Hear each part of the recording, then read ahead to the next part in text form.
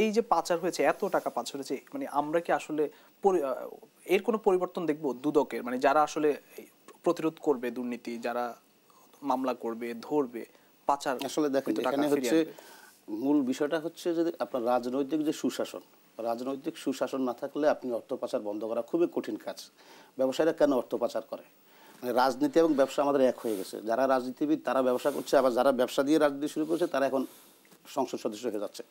এখন তারা চিন্তা করে, ধরুন শেখ হাসিনা যে পরিণতিটা হয়েছে এটা অনেকে আশা করেছিল আরও 5 বছর আগে হবে। ওই জায়গা থেকে কী করেছে তারা, বাংলাদেশে তার অর্থটা নিরাপদ মনে করে না। সে এখানে যে লুটপাট করেছে, দুর্নীতি করেছে, তার ধারণা ছিল যখন সরকার পরিবর্তন হয়ে যাবে তখন তার এই অর্থ জব্দ হয়ে যাবে, সে বিদেশ পালিয়ে যেতে হবে, যেটি হয়েছে অলরেডি, অনেকে পালিয়ে গেছেন। সেই জায়গা থেকে তারা টাকাটা বিদেশ পাঠিয়ে দিয়েছেন। এখন আপনি যদি এটা এনশিওর হয় আমাদের যে গণতন্ত্রের যে ধারাবাহিকতা, যদি ধরেন আওয়ামী লীগ গেল, বিএনপি আসলো, অথবা XYZ যে কোনো রাজনৈতিক দল সুন্দরভাবে ক্ষমতার পরিবর্তন হচ্ছে এবং এতে ব্যবসায়ীদের উপর খুব প্রভাব পড়তেছে না এবং মানুষ ওইভাবে দুর্নীতি করে যদি দেশের মধ্যেও থাকে, দুর্নীতির নিয়েও নানান কথাবার্তা আছে, দুর্নীতি না হলে উন্নয়ন হবে না, এগুলো নানান গল্প আছে। তো সেই জায়গা থেকে তাহলে অর্থ পাচারটা কমে যাবে। ওই জায়গায় আমরা এখন রাজনৈতিকভাবে যেতে পারি না। আর স্যার যে কথাটি বলেছেন সেটা, আর এর মধ্যে আরেকটি আপনার প্রশ্ন উত্তরটা দিয়ে নিই আমি। সেটি হচ্ছে আপনি যেটি বলেছেন যে দুর্নীতি দমন কমিশন আসলে কি করতে পারবে। দেখেন অর্থ পাচার নিয়ে কিন্তু সরকার এমন শয়তানি করেছে, শেখ হাসিনার সরকার, সেটি করেছে কি তারা এটার ভাগ করে নানান জায়গায় নিয়ে গেছে।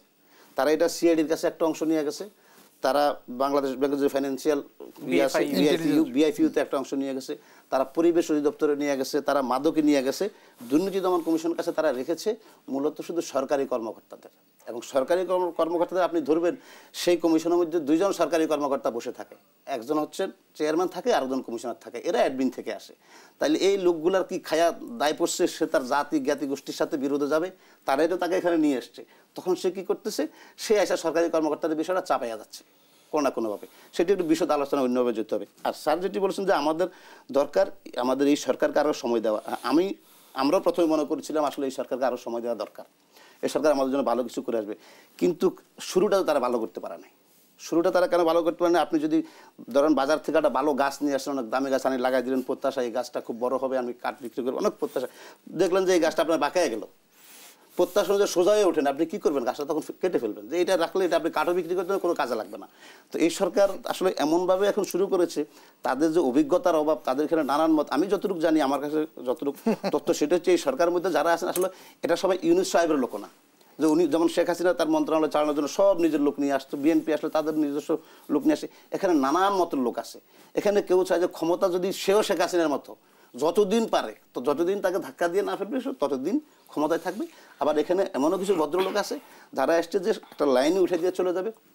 এই নানান সংমিশ্রণ লোকের মধ্যে দিয়ে এই সরকার, যেভাবে আমরা বলেছিলাম, তাদের প্রথমেই এসে যে দরকার ছিল দুর্নীতির বিরুদ্ধে জেহাদ ঘোষণা করা।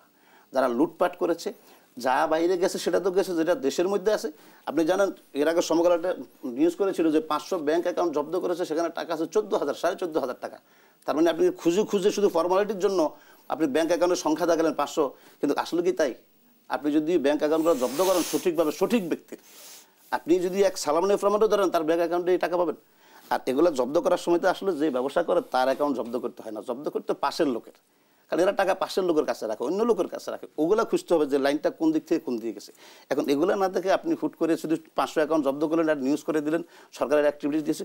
সরকারকে ওই জায়গাগুলো আইডেন্টিফাই করতে হবে, তাদেরকে ওই জায়গায় ঢুকতে হবে এবং এই সরকারকে এনশিওর করতে হবে যে তারা খুব সুন্দরভাবে স্মুথলি, তাদেরকে ধাক্কা দেওয়ার আগে তারা সবাইকে ডেকে, সেটা যাক 1.5 বছর পরে 2 বছর পরে, সেটা অন্য আলোচনা, রাজনৈতিক আলোচনা যাক, কিন্তু সেটা যেন মসৃণ হয়, সেটা যেন সুন্দর হয়। তাহলে ব্যবসায়ীরা নিশ্চয়তা পাবে, রাজনীতিগুলো নিশ্চয়তা পাবে, তারা অন্তত কিছুটা হলেও দুর্নীতির লাগাম টেনে ধরা যাবে।